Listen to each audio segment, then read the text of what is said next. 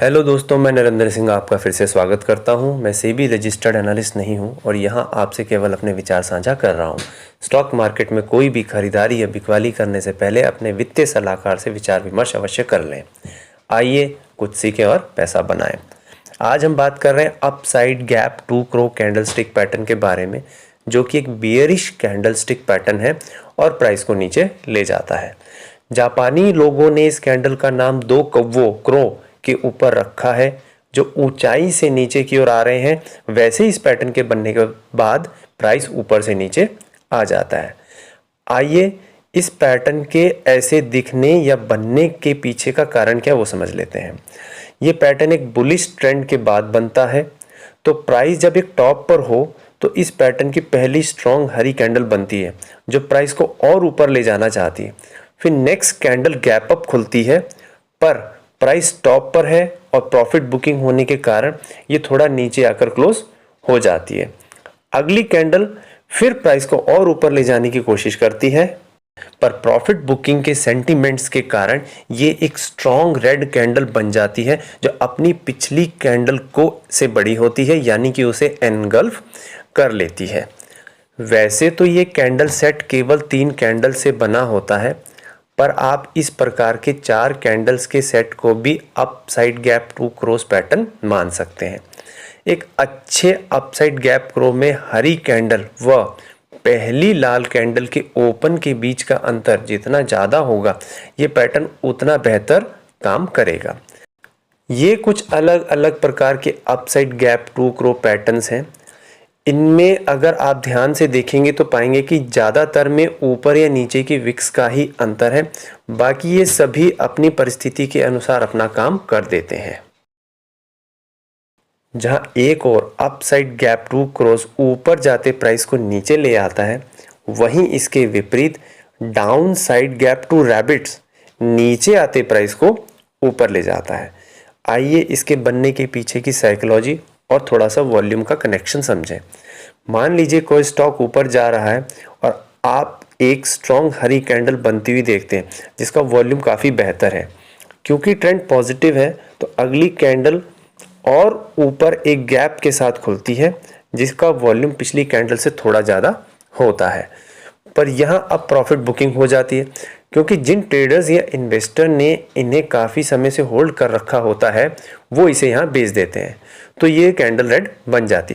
फिर next day traders फिर से प्राइस को और ऊपर ले जाते हैं और यहाँ फिर हैवी प्रॉफिट बुकिंग होती है, जिस कारण इस कैंडल का वॉल्यूम बाकी कैंडल से ज़्यादा बन जाता है, जो ये दर्शाता है कि अब यहाँ पर हैवी प्रॉफिट बुकिंग हो गई है और शॉर्ट पोजीशंस भी बन गई हैं, जिस कारण प्राइस नीचे जाने लग जाता है। आइए देखें क्या खास है इस 3 पैटर्न में, इन 3 कैंडल्स के पैटर्न में, जो प्राइस को नीचे ले जाता है। अगर आप इस कैंडल सेट की पहली कैंडल का ओपन मार्क करें और फिर इस सेट का हाई मार्क करें, उसके बाद इस तीनों कैंडल के सेट का लो मार्क करें और अंत में इन तीनों के सेट का क्लोज मार्क करें, तो आप देखेंगे कि 3 कैंडल का ये सेट एक स्ट्रॉन्ग इन्वर्टेड हैमर बना रहा है। और आप जानते होंगे कि एक स्ट्रॉन्ग और अच्छी इन्वर्टेड हैमर जो है वो प्राइस के टॉप पर बनती है और प्राइस को नीचे ले जाती है। कौन सा टाइम फ्रेम बेस्ट है इन्हें ट्रेड करने के लिए? आप अपसाइड गैप 2 क्रॉस को डेली, वीकली या मंथली टाइम फ्रेम पर ट्रेड कर सकते हैं, जो इस बात पर निर्भर करता है कि आप इस स्टॉक को कब तक होल्ड करेंगे। पर डेली टाइम फ्रेम पर ही सबसे बेहतर रिजल्ट देता है। और अगर आप इसे इंट्राडे में ट्रेड करना चाहते हैं तो 5 मिनट टाइम फ्रेम बेस्ट माना जाता है। इसके वॉल्यूम में एक खास बात का ध्यान रखें कि जैसे ही इस सेट की पहली हरी कैंडल बने तो आप उसका वॉल्यूम देख लें और दूसरी कैंडल को छोड़कर तीसरी लाल कैंडल का वॉल्यूम देखें, जो कि बढ़ते हुए क्रम में होना चाहिए, क्योंकि इस सेट में पहली और तीसरी कैंडल सबसे ज़्यादा इंपॉर्टेंट है। फिर भी अगर बीच वाली कैंडल का वॉल्यूम हरी कैंडल से ज़्यादा है तो ये एक बेहतर माना जाता है। आइए देखें इसे ट्रेड कैसे कर सकते हैं। मान लीजिए कोई स्टॉक प्राइस ऊपर जा रहा है और एक गैप अप के बाद रेड कैंडल बन जाती है, जिसका वॉल्यूम भी बेहतर है। उसके बाद अगली कैंडल भी प्राइस ऊपर खुलती है, पर प्राइस नीचे लाकर बंद हो जाती है, यानी कि रेड बन जाती है। इसका वॉल्यूम पिछली कैंडल से थोड़ा बेहतर है। तो इस प्रकार ये 3 कैंडल का सेट जो है up side gap to crow pattern को पूरा कर देता है। तो आप जो ये तीसरी कैंडल है इस पर अपनी शॉर्ट पोजीशन या तो बना सकते हैं या सेलिंग प्लान कर सकते हैं।